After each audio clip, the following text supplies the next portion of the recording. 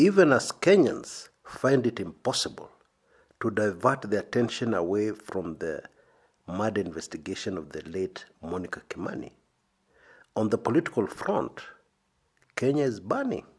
Things are on fire. Deputy President William Ruto has come out and said that Raila Odinga wants to force him out of Jubilee.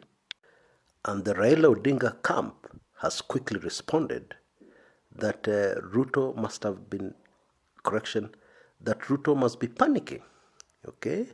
And they've said that actually what Ruto is doing is laying the groundwork for his exit from Jubilee. And when he exits Jubilee, voluntarily, without being forced out, he wants to blame it on Raila Odinga. So if we can step back a little, what is the true position?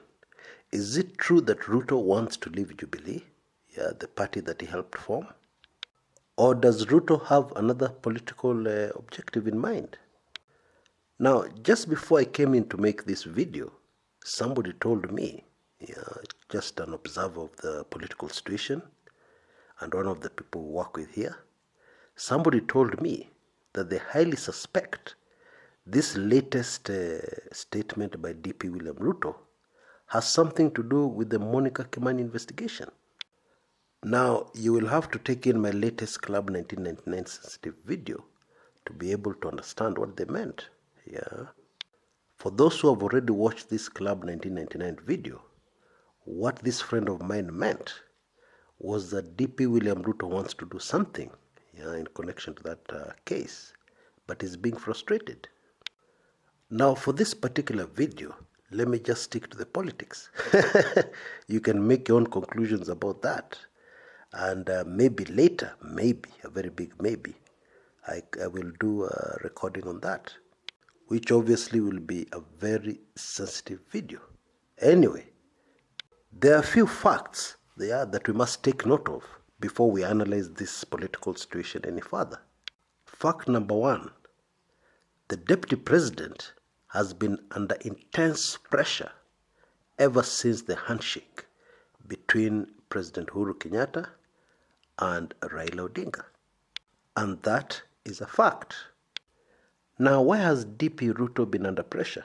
Okay, the simple, straightforward answer is that the president now has a relationship with Raila that is similar, identical to the relationship the president had with the deputy president between 2013 and 2016. Then they consulted on everything, which made Ruto very powerful in Kenya because he influenced virtually every single decision. This relationship changed very dramatically going into the 2017 general elections, and it changed as early as 2016, late 2016 to be more precise. Now, between that time, 2016, late 2016, when the deputy president fell out with the president, and the handshake, where was the president consulting? Well, he was consulting his inner cabinet, kitchen cabinet if you like. Now, it is also true to say that during this era or during this period, when he was getting advice from his inner circle, it was a very bumpy time for the Uhuru Kenyatta presidency. The reason why it was bumpy, is that the quality of decisions that were made during that period were nowhere near the quality of decisions that were made between 2013 and 2016.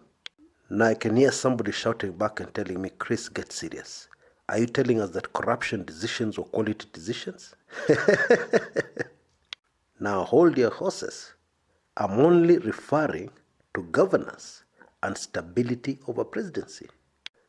Now, because things were not going so well, after DP William Ruto was pushed out of the inner circle, became less powerful, the deputy president was not worried. He was not under pressure. In fact, he was having fun, because what was unfolding was proving clearly, that his decisions were better than the decisions and the consultation and the advice that the president was making. Now, the bumpy presidency of Uhuru Kenyatta very suddenly ended after the handshake, and that is a fact. And this is when intense pressure started mounting on the deputy president. And it was around this time that Kenyans started seeing two very clear factions between the government. One for Ruto and one anti-Ruto, and for the president. We even saw the president making his famous Tanga Tanga speech in reference to the deputy president. And those who are close observers, who observe much more closely, notice that the body language between the president and his deputy changed dramatically. It was almost hostile. And so, taking all this into consideration, you cannot blame anybody for assuming that DP William Ruto will not get the Jubilee ticket for the 2022 elections, as far as the presidency is concerned. Because all the facts to support such an eventuality are there for everybody to see. Now, it is also true that the deputy president has reason to be very wary of Raila Odinga. That is a fact. And there are many reasons for this, but we'll look at the top two reasons. Reason number one, the secrets of the Building Bridges initiative have been kept away from the deputy president. Number two, whatever anybody wants to say, the Building Bridges initiative is political, and it has got a political endgame in mind. And that political endgame does not include Deputy President William Ruto and his future ambitions. In fact, if we can be more blunt than that, there's no way the Building Bridges initiative can work, with William Ruto included and his future plans. Now, this one has come out very clearly, for instance, over the referendum issue, One of the key aims of the Building Bridges initiative is to change the constitution. The whole idea is to ensure that we never again have such hotly contested, divisive presidential races in Kenya, which divide people along tribal lines. And one of the ways of doing this is to create a parliamentary system, where there is no presidential election at all. And the majority party in parliament, or the majority coalition, forms the government. And the leader of that coalition becomes prime minister and leader of the country. Now, the president has no problem with such an arrangement, because he's serving his last term. However, such a plan would frustrate the ambition of DP William Ruto, because he's fighting for the presidency, to be the next president of Kenya. Therefore, when you change the constitution and abolish the presidency as we know it, you've just frustrated all his plans. You've finished him. So looking at this fact alone, it is not practical and it is not possible for the deputy president to defeat the referendum and the changes which the referendum seeks to bring while he's still inside Jubilee.